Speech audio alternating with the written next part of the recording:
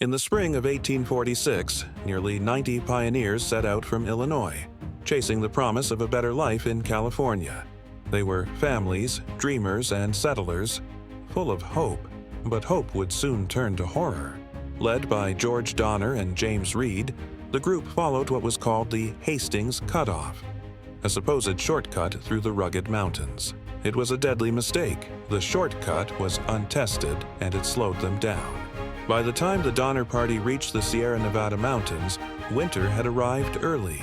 A wall of snow, 20 feet deep, sealed every path forward and every path back. Trapped in the frozen wilderness near Truckee Lake, the pioneers built crude cabins, desperate to survive the brutal cold. Their food supply vanished.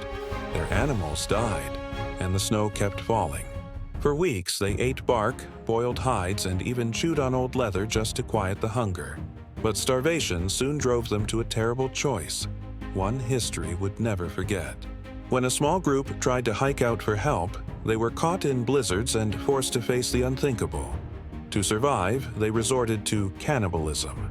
Back at camp, those left behind were wasting away. Children cried from hunger. Parents made impossible decisions. And in the stillness of that mountain valley, humanity and desperation became one.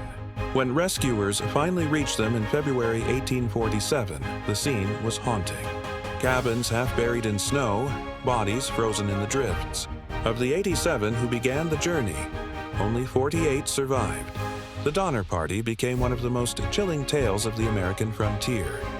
A story of courage, tragedy, and the brutal cost of chasing a dream.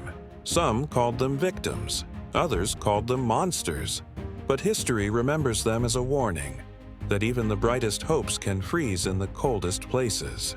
Like, comment, and subscribe to Past Lives Unplugged for more haunting stories from history.